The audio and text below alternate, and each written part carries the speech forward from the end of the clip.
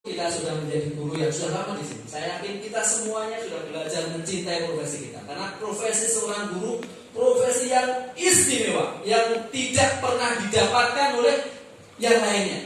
Bayangkan Bapak Ibu yang saya cintai semua. Ketika kita mengajar anak-anak kita yang belum bisa baca abacadabra, belum bisa baca ABCD, kemudian kita bisa baca jilid 1 selesai, jilid 2 selesai, kemudian baca Al-Quran bisa, baca Al-Fatihah lancar fasih. Kemudian anak itu membacanya ketika sholat, maka pahala akan mengalir terus kepada diri kita sampai yaumul kiamat, sampai kita meninggal pun pahalanya akan senantiasa mengalir. Rasulullah katakan ada 3 amalan yang itu akan senantiasa mengalir bahkan ketika kita sudah meninggal.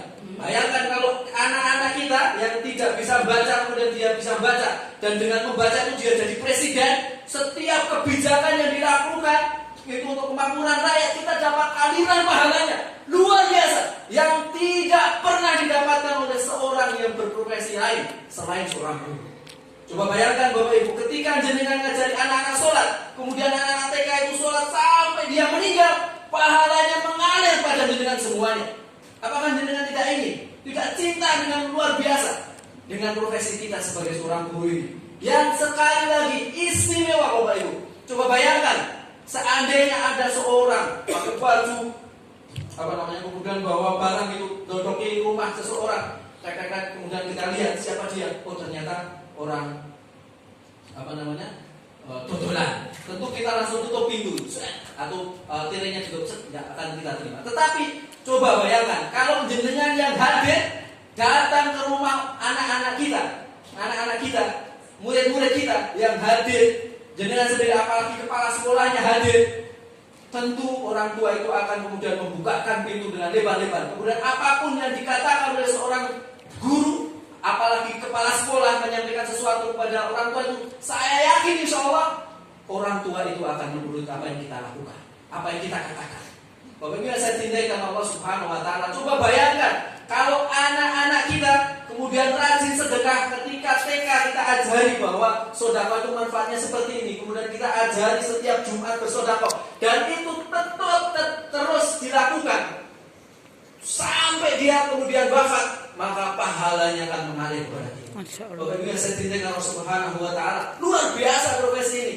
Maka tidak ada lagi saatnya bagi kita untuk santai-santai ketika mengajar itu.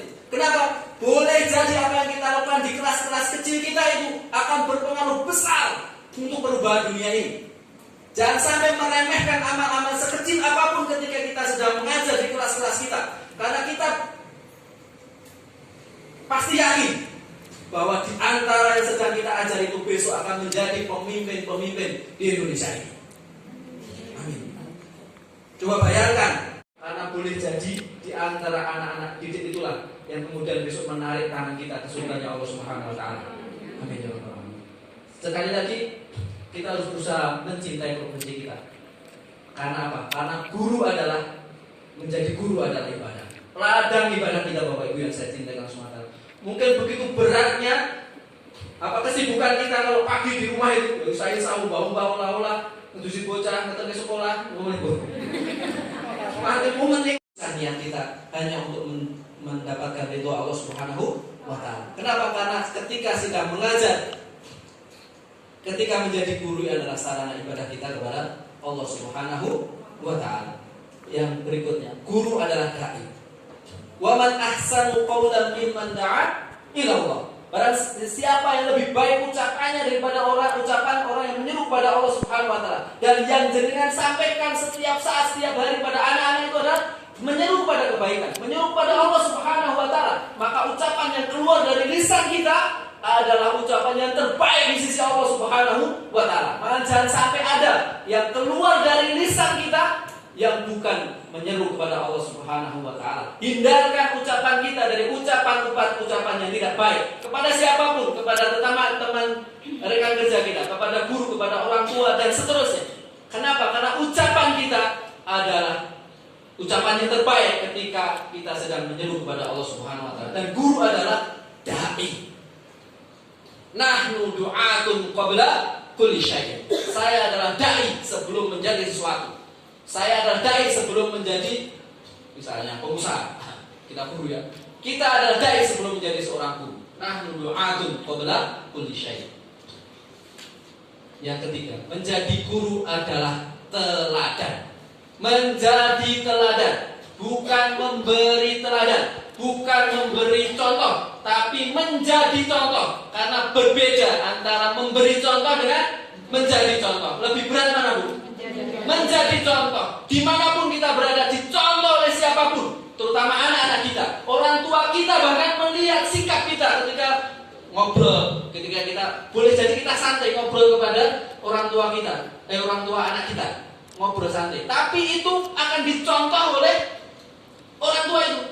Mungkin model ketika kita berpakaian, boleh jadi apa model ketika teladan bagi siapapun. Tidak hanya sekedar ketika di sekolah, tapi ketika di rumah, ketika di masyarakat, kita adalah teladan, bukan telatan. Makan pakai tangan, kanan baca basmalah, ambil yang dekat dulu. Tapi ketika itu kita lakukan, maka kitalah yang pertama kali harus melakukannya. Itu ya. Anak-anak harus rajin sholat ya. Kita harus rajin sholat. Anak-anak harus baca Al-Quran ya. Belajar baca Al-Quran, kita harus membaca Al-Quran. Menjadi guru adalah rahmat dari Allah Subhanahu wa Ta'ala. Tidak banyak orang yang kemudian diberi kesempatan untuk menjadi seorang guru. Kita menjadi guru dua angin ya.